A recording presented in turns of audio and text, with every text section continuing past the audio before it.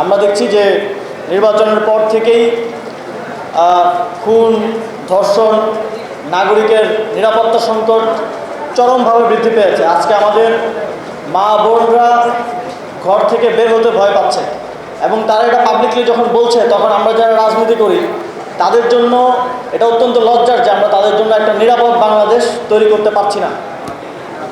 তবে এই ক্ষেত্রে সবচেয়ে বড় ব্যর্থতার দায়টা সরকারকে নিতে হবে।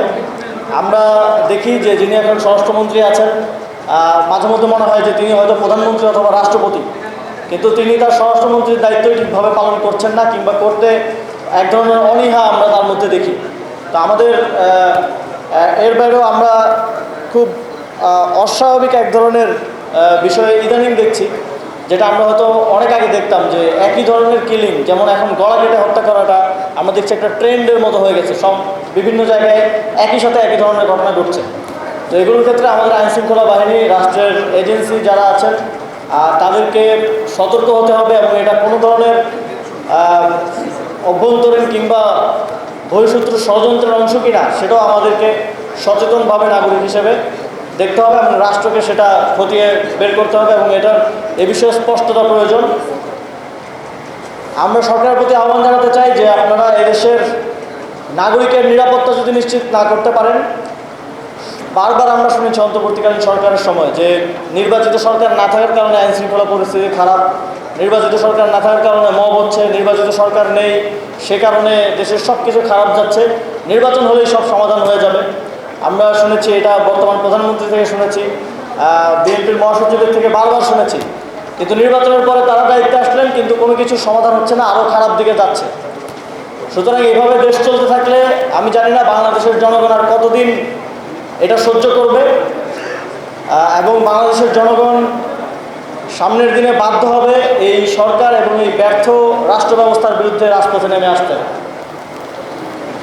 আমরা আরও লক্ষ্য করছি যে বাংলাদেশে 2024 সালে একটা গণঅভ্যুত্থান হয়েছে, শ্রীলঙ্কায় এর কিছুদিন আগে একটা গণঅভ্যুত্থান হয়েছে, নেপালে বাংলাদেশের গণঅভ্যুত্থানের পরে একটা গণঅভ্যুত্থান হয়েছে এবং পৃথিবীর আরও বিভিন্ন দেশে আমরা দেখছি ইউথদের, বিশেষ করে জেনজি যাদেরকে আমরা বলি, জেন আলফা যাদেরকে বলি, তারা রাজনৈতিকভাবে সচেতন হয়ে উঠছে এবং পুরো পৃথিবীতেই এটা ধরা হয় যে বাংলাদেশ হচ্ছে এই ইউথ এবং জেনজি আপরাইজিং এবং রেভলিউশনের প্রথম গ্রাউন্ড, এবং বাংলাদেশে এটা দেখিয়েছে পৃথিবীকে। এবং আমরা খুব রিসেন্টলি দেখছি যে যেই দেশগুলোতেই এই ক্ষমতা হস্তান্তরের গণতান্ত্রিক প্রক্রিয়া আর কাজ করছে না এবং গণতান্ত্রিক প্রক্রিয়াকে নানাভাবে নষ্ট করে ফেলা হয়েছে। আমরা রিসেন্টলি দেখেছি ভারতের পশ্চিমবঙ্গে নির্বাচন হয়েছে, 90 লাখ ভোটারকে ভোটার তালিকা থেকে বাদ দিয়ে দেওয়া হয়েছে। এখন আবার বলা হচ্ছে তাদেরকে নাকি বাংলাদেশে পুশব্যাক করা হবে। সেটা নিয়েও আমরা আমাদের সরকারের কোনো স্ট্রং রাজনৈতিক অবস্থান আমরা পাই নাই, দুঃখজনকভাবে। তবে আমরা দেখছি যে এই যে গণতান্ত্রিক প্রক্রিয়া নষ্ট হয়ে যাওয়া, এই যে ফ্রিডম অফ স্পিচ নষ্ট হয়ে যাওয়া এবং জনগণকে এক ধরনের রাষ্ট্র কাঠামোর বিরুদ্ধে দাঁড় করিয়ে দেয়, এই জিনিসগুলো কিন্তু বাংলাদেশের জুলাই গণঅভ্যুত্থানের পূর্ববর্তী সময়ে ঘটেছে এবং সেটাই বাংলাদেশের জনগণকে, বাংলাদেশের ইউথকে, আপনাদেরকে, আমাদেরকে রাজপথে নেমে আসতে বাধ্য করেছে। তো আমরা দেখছি যে ভারতেও ঠিক একই পরিস্থিতি আস্তে আস্তে তৈরি হচ্ছে। উগ্র হিন্দুত্ববাদী বিজেপি সরকারের বিরুদ্ধে ভারতের জেনজির একটা প্রতিবাদের নতুন ভাষা আমরা দেখতে পাচ্ছি।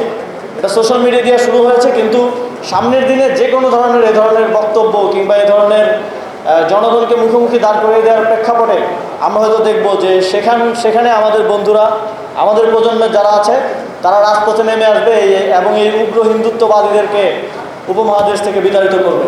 মাত্র 30% টাকায় জমির মালিক হয়ে নতুন বাংলাদেশের গড়ে তোলার স্বপ্ন দেখা বাংলা বসতি। এবং এরা তো অনেক কিছু বলে, আমরা শুনি, হাস্যকর অনেক কথা বলে যে এরা বাংলাদেশ দখল করবে, মিয়ানমার দখল করবে, পাকিস্তান দখল করবে, নেপাল, ভুটান দখল করবে, কিন্তু এরা এদের দেশ থেকেই অতি দ্রুত সময়ের মধ্যে বিতাড়িত হবে এবং সেটা পুরো পৃথিবীতে যে গ্লোবালি যে জেনজি আপরাইজিং হচ্ছে, এই আপরাইজিং শুধু গণঅভ্যুত্থানের ফরম্যাটে না, অনেক জায়গায় তো শুধু রাজনৈতিক সচেতনতার ফরম্যাটেও হচ্ছে। এই জেনজি আপরাইজিংটা আমাদের পার্শ্ববর্তী দেশেও আমরা সামনে হয়তো দেখব এবং সেই পরিস্থিতিটা তৈরি হচ্ছে। আমরা সেই জনগণের সাথে, সেই জেনজিদের সাথে আমাদের রাজনৈতিক এবং কূটনৈতিক সম্পর্ক দিয়ে আগামী দিনে একটা সুন্দর উপমহাদেশ গড়ে তুলব ইনশাআল্লাহ। এবং সেই পর্যন্ত আমাদেরকে আমাদের সংগঠন এবং রাজনীতি শক্তিশালীকরণের মধ্য দিয়ে বাংলাদেশে আমাদের একটা শক্ত অবস্থান তৈরি করতে হবে। আজকে আপনারা দেখেছেন নির্মমভাবে ঝিনাইদহে নামাজ পড়তে যাওয়ার একটা প্রোগ্রাম, একটা জুমার নামাজ পড়তে যাওয়ার একটা প্রোগ্রামের পরে ছাত্রদল এবং সেখানকার বিএনপির নেতাকর্মীরা কীভাবে আমাদের সহযোদ্ধা নাসিরউদ্দিন পাটোয়ারি, তারেক রেজা সহ সেখানে যে স্থানীয় নেতৃবৃন্দ আছেন তাদের উপর হামলা করেছেন, সেখানে 3 জনের মাথা ফাটিয়ে দিয়েছেন। আমরা দেখেছি যে আওয়ামী লীগের সময়ে এই ঘটনাগুলো ঘটতো, সাংস্কৃতিক প্রোগ্রাম, ধর্মীয় প্রোগ্রাম, মসজিদের ভিতরে এই জায়গাগুলোতে হামলা, এই জায়গাগুলোতে আক্রমণ করা হতো। আবারও সেটা শুরু হচ্ছে, সেটা আমরা দেখছি। এই সরকার, এই সরকারি দল তারা রাষ্ট্র পরিচালনায় ব্যর্থ হচ্ছে, কিন্তু প্রতিপক্ষকে তারা দমন পীড়নের মাধ্যমে মোকাবিলার এক ধরনের স্ট্র্যাটেজি তারা নিচ্ছে। এটা বাংলাদেশের জন্য কোনো ভালো কিছু বয়ে আনবে না। আমরা বারবার এই নির্বাচনের পর থেকে বলছি, বিরোধী দল বারবার বলছে যে আমাদের গণভোটের রায় বাস্তবায়ন সহ এই জাতির যে আকাঙ্ক্ষাগুলো জুলাই গণঅভ্যুত্থানের মধ্য দিয়ে তৈরি হয়েছে সেগুলো আপনারা বাস্তবায়ন করেন, তারপরে আমরা একসাথে এই দেশটা পরিচালনা করি, আমরা একসাথে একটা নতুন বাংলাদেশ গড়ার দিকে এগিয়ে যাই। বিরোধী দল থেকে বারবার এই সদিচ্ছা দেখানো হচ্ছে, এই গুডউইল দেখানো হচ্ছে, কিন্তু সরকারি দল তারা ভায়োলেন্সই চাচ্ছে। ওই যে একটা মুভির ডায়লগ আছে মনে হয়, ভায়োলেন্স ভায়োলেন্স ভায়োলেন্স। তো আমাদের রক্ত গরম হইলেও, বয়স কম হইলেও আমরা বুঝি যে কখন কি করতে হবে, কখন দেশ গড়ার দিকে কাজ করতে হবে। কিন্তু যদি সরকারি দল ভায়োলেন্স চায়, যদি তারা সেটাকেই একমাত্র রাজনৈতিক হাতিয়ার হিসেবে নিতে চায়, তাহলে এটা যে আমাদের থেকে বেশি কেউ পারবে না, এটা 2024 সালের গণঅভ্যুত্থানে আমরা দেখিয়ে দিয়েছি। এবং আমাদের সাথে যদি এটা করতে চান, এই ফাইটটা কোনো রাজনৈতিক দল, কোনো নির্দিষ্ট মতাদর্শ আদর্শের সাথে হবে না, এই ফাইটটা হবে পুরো একটা জেনারেশনের সাথে।